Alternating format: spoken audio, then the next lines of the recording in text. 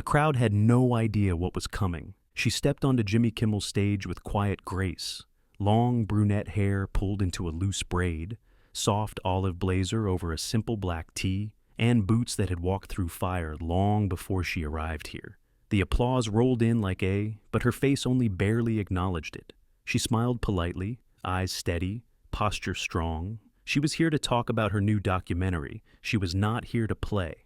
Backstage, Maggie watched from the wings. Her jaw was tight. She'd seen the cue cards, the highlighted words. She knew Jimmy was going to push, not directly. He was smarter than that. He'd joke, prod, hide his needling behind laughs and winks. But Maggie knew what it looked like when someone tried to twist a conversation into a spectacle. Jimmy leaned forward, already in performance mode. Tonight's guest is a trailblazer. She's done it all. Actor, writer, activist, director. And now, apparently, therapist to the stars. Laughter, applause. She smiled. Just someone who's lived a lot of life. And written about it, Jimmy said, holding up her book. You talk a lot about silence. You say it can be healing or weaponized. What do you mean by that? She paused. Silence reveals who we are when there's no one left to perform for. Jimmy blinked.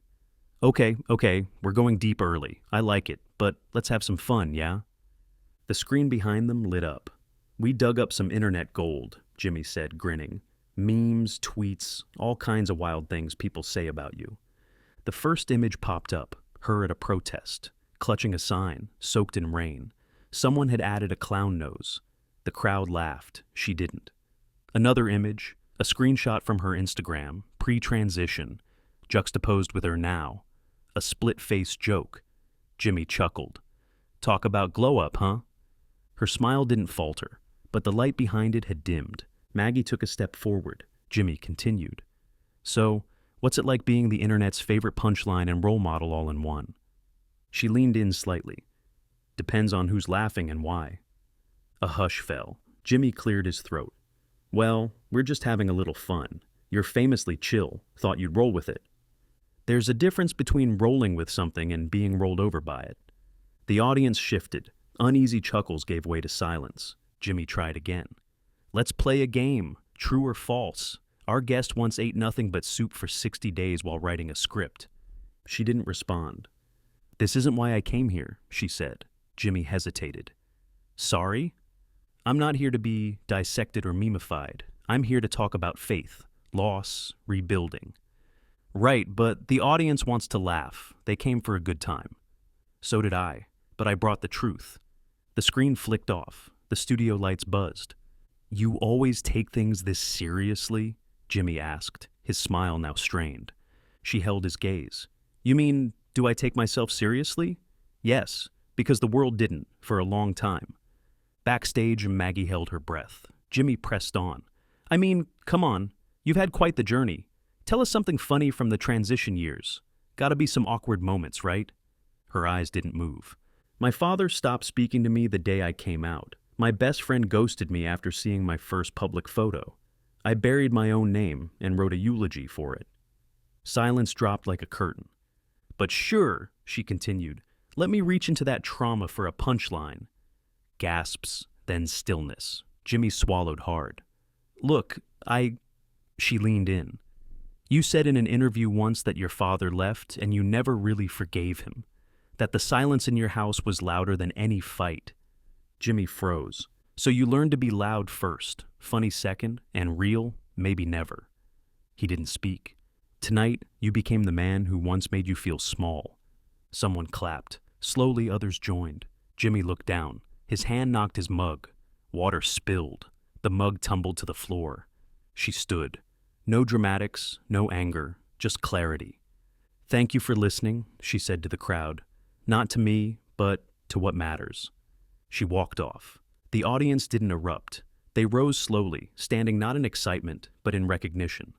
The clip exploded online. Comment sections lit up with fire and reverence. Pundits on morning shows debated whether Kimmel had crossed the line. Social media called it a reckoning. She didn't post a statement. She didn't ride the wave. She just went home. Maggie was waiting for her in the kitchen, a cup of tea already steeping. They want you on every show now, Maggie said. Interviews, podcasts, even a book deal. That's not why I did it. I know, Maggie said, but you did something rare. You made people feel. She sat down, wrapping her hands around the mug. The heat grounded her. He wasn't ready, she murmured. Jimmy, he wanted a reaction, not a conversation. He got both. A quiet moment passed. Then Maggie reached into her coat pocket and pulled out a folded note. This came to the studio, she said. Anonymous, just said they needed you to know. She unfolded it, just a single line, written in blocky, nervous handwriting. Thank you. I didn't know anyone else felt like this. She stared at it for a long time. This, she said, holding up the note, is the only headline that matters. Outside, the world kept turning. But inside her small kitchen, something had shifted. Not fame, not power, just clarity. 2 days later, she received a voicemail from Jimmy. His voice was different, slower, humbled.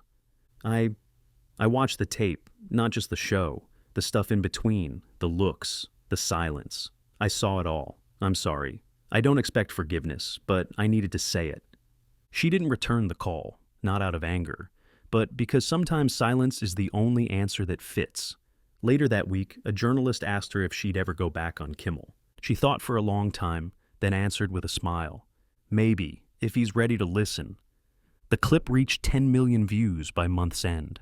Not because it was dramatic, but because it was true. Outside the studio, Maggie handed her a phone. Already at 2 million. She looked, smiled softly. Maybe, she said, they're finally listening. She slipped the phone into her coat and walked into the night, unshaken, unfinished, real.